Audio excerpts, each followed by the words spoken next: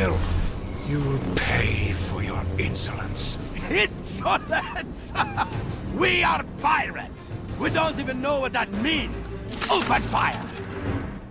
The Star Wars universe was home to some truly brilliant sentience. Some, like Yoda, had centuries of wisdom to draw from and pass on to future generations. Others, like HK-47, were just especially insightful. But some were intrinsically gifted, such as the legendary Hondo Ohnaka. Everyone's favorite space pirate was a true genius, gifted with extensive wisdom and incredible luck. It's possible that no one else in the history of the Republic got away with as much nonsense as he did. In celebration of this legend, today we're going to be taking a look at Hondo's past, his words of wisdom, and the insane stuff he got away with over the course of the Clone Wars.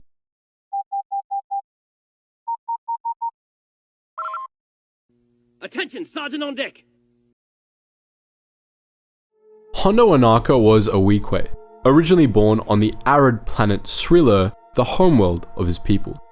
Sriller was important due to its function as a boundary world between the Hutts and the Republic, but the Weequay were nonetheless fairly insular, as their traditions and way of life were somewhat at odds with galactic norms. Weequay were notorious for the untrusting and superstitious nature many of them exhibited, and there was perhaps no better example of their odd traditions than the Quay. Quay was the name of a god many Weequay worshipped, and it was also the name of plastic divination orbs that many Weequay believed allowed them to commune with their god. These orbs were basically magic 8-balls. Their owners would ask the Quay a question, shake the orb, and receive a vague answer that would be interpreted as a message from the gods. Not all Weequay were Quay devotees, but many placed a great amount of faith in their plastic orbs, using them to make important life decisions. Hondo's parents were devotees of the Quay. They were swindlers who lived in dire poverty, just barely scraping by conning their superstitious brethren. They were always looking to make a profit in any way they could, and they imparted their somewhat questionable values to their son, whom they taught to take advantage of the gullible. But they were also beholden to the Quay, or so they claimed, and when they asked the Quay if they should sell their son into slavery to pay the bills, the Quay said yes. Claiming it to be the will of the gods, they sold young Hondo to Paula the Hutt. Hondo, for his part, didn't buy into the whole Quay thing. He understood that his parents had sold him into slavery due to their poverty, not their devotion to gods that he didn't think they even truly believed in. Hondo didn't resent his parents for this, however. Later in life, he reflected that it had just been good business, and he saw the experience as a lesson to always look out for one's own profits first and foremost. Hondo started as Paula's cupbearer on Boonta, but after noticing irregular behavior from the smugglers the Hutt was hiring, he began giving Paula business advice based on what he had learned from his parents. His advice improved the Hutt's profits, and Hondo gradually became Paula's advisor, gaining the Hutt's respect for his sound advice in business matters. Once Paula trusted him, Hondo fled Boonta with a number of other Weequays the Hutt had kept as slaves, stealing a fleet of tanks and speeder bikes from Paula's private arsenal. Hondo and his followers hid out on the remote planet Florum, where they established themselves as space pirates. In the years leading up to the Clone Wars, the Ohnaka Gang grew to a respectable size. Hondo's initial group of followers recruited many other Weequay to join the crew, as well as some Nikto and a handful of beings from other species. Through trickery and theft, Hondo rapidly amassed a considerable amount of credits, as well as a respectable collection of war machines. He stole a Corona-class frigate from a starship collector on Farana to serve as his flagship, which he and his gang supported with a small fleet of attack shuttles and the tanks and speeders they had stolen from Paula. Hondo's hideout on Florum became a well-defended fortress, and by the time the Clone Wars started, he and his fellow pirates were already quite successful. And now for the part of the video where we take a break to analyze some of the many pearls of wisdom Hondo graces the audience with throughout Star Wars The Clone Wars. No video on Hondo would be complete without it. I smell profit. Nice, juicy, That won't profit. We've already discussed Hondo's childhood and sketchy family, so we're going to start with one of the sayings he credits to his mother. As my sweet mother always said, son, if one hostage is good, two are better. And three, well, that's just good business. This line is great on its own, but once you are aware of Hondo's backstory and the fact that this is absolutely something you could have heard from his mother, it becomes so much better. If there's one line of Hondo's that really embodies him, it's this one.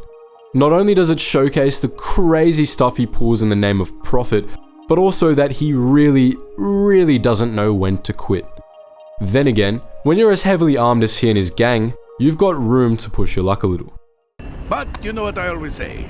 Speak softly and drive a big tank. Among Hondo's wisest business decisions was not just running away from Paula the Hutt, but stealing an arsenal of tanks while doing so.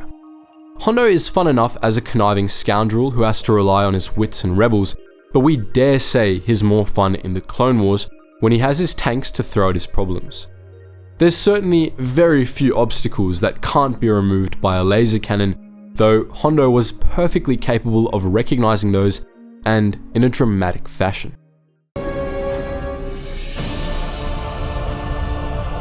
This effort is no longer profitable!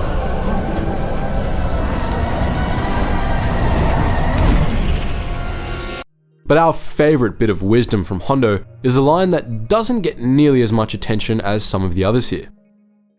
I may not be as young as I once was, but I'm older! Truly remarkable insight. Now that we've gotten that out of our system, it's time to reflect on just how much nonsense Hondo got away with over the course of Star Wars: The Clone Wars. He started out pretty strong by taking Count Dooku, Obi-Wan Kenobi, and Anakin Skywalker hostage at the same time, and completely getting away with it, at least for a while. Kidnapping the head of state of one of two warring galactic powers and trying to sell him off to the other one is already a pretty incredible move, but then kidnapping the two Jedi sent to collect to ransom them too takes the cake. His men then killed a Republic senator during the handoff and started a battle with Republic soldiers. Playing with fire doesn't even begin to describe these shenanigans, and Hondo and his men still got away unscathed. On Felucia, while trying to bully peaceful farmers into giving up their crops, Hondo and the gang started another battle with Republic military personnel, this time 3 Jedi. Just a few months later, he provided shelter to a team of bounty hunters that had just downed a Star Destroyer and likely killed a few thousand Republic Navy personnel in the process. Sure, he told the Jedi where to find them when they came calling, but he wasn't much help other than that, and he still let Aura and Boba hide out with him in the first place. But despite all of this, not only did Hondo never receive any consequences from the Republic, but he ended up getting paid a considerable amount to make illegal weapons shipments on their behalf. Clearly, all of this went to his head, because Hondo's next move was to attack a Jedi ship to steal some lightsaber crystals, and when that didn't work, he kidnapped a Jedi to sell into slavery. Then, once General Grievous invaded Florum and threw a wrench in this plan, he got the very Jedi he attacked and tried to sell to help him escape custody and escape Grievous's clutches. Yet again, he didn't even receive a slap on the wrist from the Jedi for this.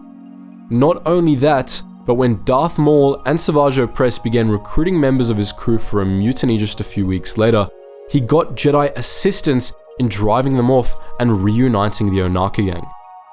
Hondo Ohnaka went up against the best of the Jedi, a Sith Lord, the galaxy's most prolific Jedi hunter, and even Maul and Savage, and he walked away from all of it unscathed. The closest he ever came to receiving consequences was when Grievous trashed his base and melted down most of his arsenal, but even then, Hondo himself was fine, and he was even still decently rich afterwards. Honestly, Hondo should have taken up gambling. He definitely had the luck to get rich that way. So that's our look at the genius and maddening luck of Hondo Ohnaka, everyone's favorite space pirate. But what do you think? What's your favorite Hondo moment? Feel free to post your thoughts in the comments section below.